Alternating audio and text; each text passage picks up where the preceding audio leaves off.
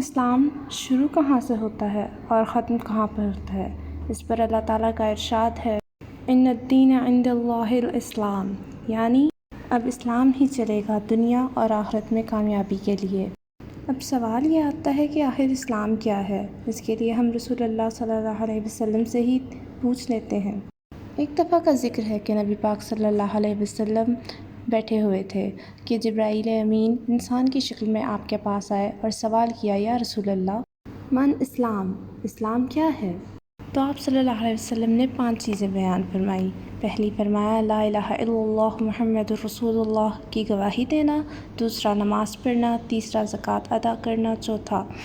روزہ رکھنا، اور 5واں اللہ کے گھر کی زیارت کرنا اگر صاحب استطاعت ہو تو۔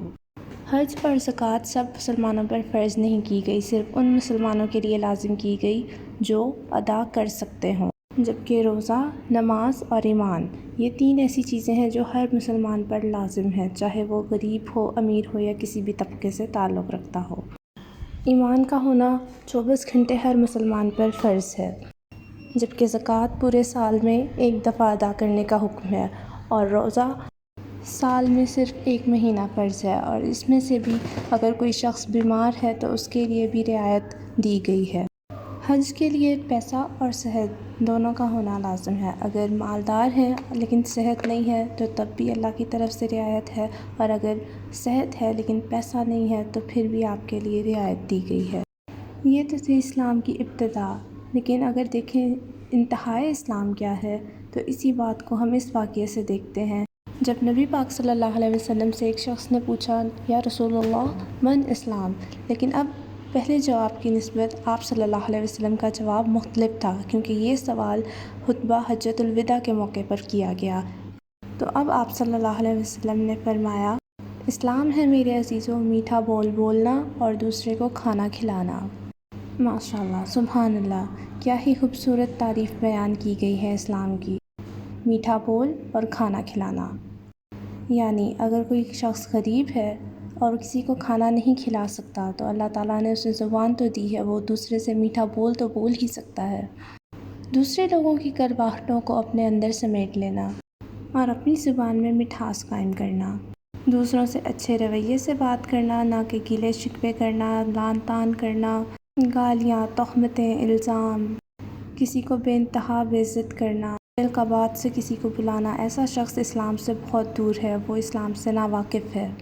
حتیٰ کہ کوئی شخص کتنا ہی دیندار، تہجد گزار کیوں نہ ہو، جب تک اس کے زبان کے بول میٹھے نہیں ہیں، اخلاق اچھا نہیں ہے، تب تک اس کا دین نامکمل۔ اس کا اندازہ حضرت عمر رضی اللہ تعالیٰ عنہ کی اس بات سے لگایا جا سکتا ہے کہ انہوں نے کہا کہ لوگوں، اگر کسی شخص کو تہجد میں کھڑا روتا دیکھ لو تو اس سے اس بات کا اندازہ نہ لگا لینا کہ وہ بہت کوئی اعلیٰ درجے پر فائز یا اعلیٰ اخلاق کا مالک شخص ہے، بلکہ کامل انسان تو وہ ہے جو کسی کو دھوکہ نہ دے، جس کی وجہ سے کسی کو دکھ نہ پہنچے، اسے کامل انسان کہا جاتا ہے۔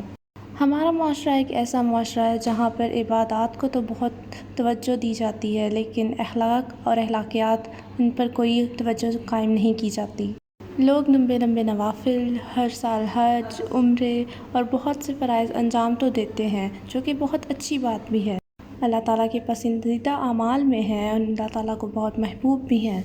لیکن دین اسلام میں کمال صرف ان چیزوں پر عمل کرنے سے نہیں آتا، بلکہ اصل کمال اعلیٰ اخلاق ہے۔ نبی پاک صلی اللہ علیہ وسلم نے فرمایا، اسلام میٹھا بول بولنا اور کھانا کھلانا ہے۔ اس کے بعد اس شخص نے دوسرا سوال کیا کہ یا رسول اللہ اسلام کا دوسرا درجہ کیا ہے؟ تو ہمارے پیارے نبی صلی اللہ علیہ وسلم نے فرمایا کہ وہ جو اپنے ہاتھ اور زبان سے کسی دوسرے شخص کو تکلیف نہ دے، ایسا شخص سب سے اعلیٰ درجے کا مسلمان ہے۔ اب ذرا غور کریں اس بات پر، ایسا شخص جو جہاد کرتا ہے، اللہ کی راہ میں لڑتا ہے، لمبے لمبے نوافل ادا کرتا ہے، مہینوں کے روزے رکھتا ہے، تبلیغ کرنے والا بھی اعلیٰ درجے کا مسلمان ہے، ذکر و اذکار اور بہت سے مراقبے طے کرتا ہے، جو علم کے دریا میں غوطے لگاتا ہے، نہیں، ان سب میں سے کسی کو بھی اعلیٰ درجے کا مسلمان نہیں کہا گیا، بلکہ ایسا شخص جس کی زبان اور ہاتھ سے کسی دوسرے شخص کو تکلیف نہ پہنچی ہو۔ آپ صلی اللہ علیہ وسلم نے فرمایا کہ دنیا کا بہترین انسان وہ انسان ہے جو دوسروں کو نفع پہنچائے۔ اس میں نہ تو کسی مسلمان کی بات ہوئی نہ کسی نامسلم کی، بلکہ صرف انسان کا لفظ استعمال کیا گیا کہ پوری دنیا میں